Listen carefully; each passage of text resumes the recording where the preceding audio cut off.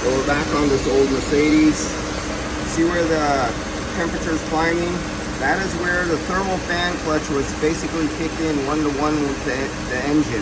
But then the thermal fan clutch right here disengaged. It's still spinning and it's still blowing a lot of air, but it's no longer one-to-one. So now, there we go, we're at 245 PSI because the thermal fan clutch is not kicking in. And this is, you know, original. This should come in somewhere around 270, so as long as this is not working properly, the high side will continue going up until it hits 270, and then it'll kick the relays on to kick the fan in, and that's what I'm waiting for. Actually, maybe I'll speed that up for you guys. Here, let's see if I can do that. I think it's, yeah, it's loose. Yeah, see how I could stop that? That was easy. So let's go to 270 because I want to test the fan. And when it hits 270, 290, it's not coming on. Ah, there it goes. A little on the high side. Ooh, that was noisy too. There's a little bearing noise when that started. There, it's moved out. It hasn't been sitting since 2016. So the bearing, the bushing in the bearing had a little noise. You can see the high side coming down because it now just kicked off at 200. It went down below 240. I didn't get to see where it was. 241. So at 241, the thermal fan clutch kicked off. And we're spinning here, but not doing much for control. Let it run long enough to heat up. But basically, these go out of calibration. They don't affect engine temperature, but they greatly affect the airflow over the condenser. Unlike, I think, the last video I released from yesterday on that 1969 or 1970, the thermal fan clutch was working properly because they changed it, and it had excellent airflow the whole time I was working on it. It was so excellent that it never had to kick on the electric fan, if I can remember correctly on that one. That was on another Mercedes. And oh, and by the way, since we have basically almost no fan here working, we have no fan there.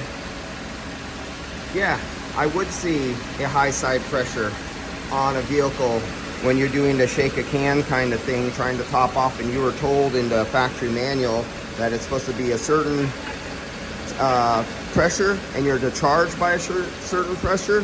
Then when you have a fan like this, you'll be screwed because it'll get there way before it should when this is not, when the thermal fan clutch isn't working right. So you'll always have nice high numbers. That's why I always hear these guys, oh yeah, they're always high numbers. They're high numbers because you didn't change the thermal fan clutch. That's one thing. What else? It's getting hot in here because, and I could smell the exhaust. It's hot outside and it's getting hot from the engine here. It's making it real hot. It's making it actually too hot. Uncomfortably hot in here. I'm gonna have to back this out before I kill myself with the exhaust fumes. And yeah, it's only 90 degrees. It's 90 degrees in the shop, in the back area back there, because I have my temperature sensor back there for what our ambient air temperature is. But here in the front, the air rolling around is 108, so 105. The fan is blowing around right now. See, the fan just came on. So if this thermal fan clutch was working properly, this would be down there in the 170, 180 PSI area instead of this right here, what it's showing with the fan off. Let's get the idle up a little bit, and let's see how this handles with a higher idle. I'm usually a little bit on the high side. With this expansion valve, it's not stuck open.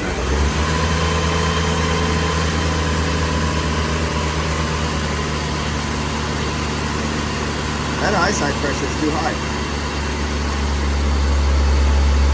You see that 300 PSI? That just came on just now. Now I'll take it down. That 300 PSI was able to be achieved because this thermal fan clutch is not properly working.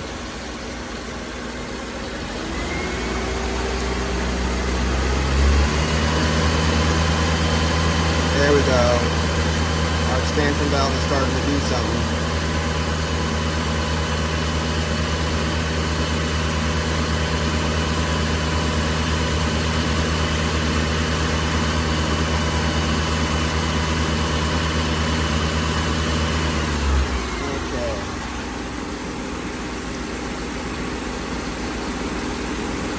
So this expansion valve is operating in a higher, more open. It's like the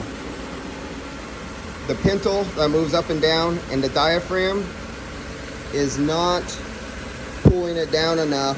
And I totally roasted my, I totally broke them. They're metal to metal now. I gotta get new ones. The superheat is too high.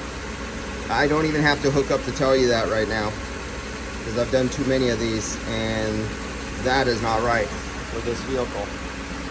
So even though it's been sitting for 16 years, our pintle is not restricting off the flow of refrigerant enough. But it is operating. We got at least 55, and I still want to know if that front shaft seal is going to leak. And this is the owner's car, so he's going to drive this around, and we're going to see if that front shaft seal fails in the next couple days, because I'm down here doing AC on this shop all the time, so I'm constantly here. I get to monitor all their work.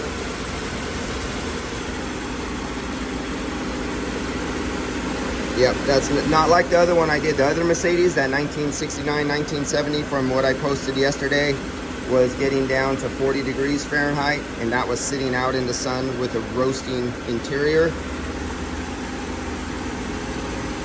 And I think the high side on that one was 173, 178, something like that, because the thermal fan was working properly within specs, like it was brand new, instead of like this one. All right, I'll catch you guys later.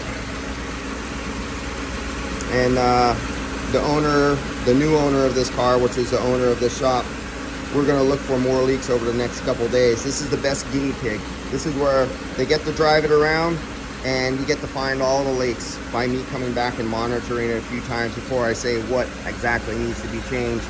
Like put a new receiver dryer on there, check the cut-in power of that switch that's coming on over 300 PSI. And I was looking at, so these are the fittings, the cores are really clean. It hasn't been run low and all dirty. It's not all gray and black. So that's a very clean core. So they didn't run it horribly. This is the high, you can tell that's the high side because there's a little discoloration. Let's see, let's look at that closely. See that right there? Should look like that. You see how bright and shiny that is? So this is a 1988 vehicle, and you see how clean that is? Well, the high side discharge should be just as clean. That's because they were operating this low on refrigerant, and it did get really hot. All right, I'll catch you guys later. Not so hot that that's all black. When you see them all black and gray, then they got super hot.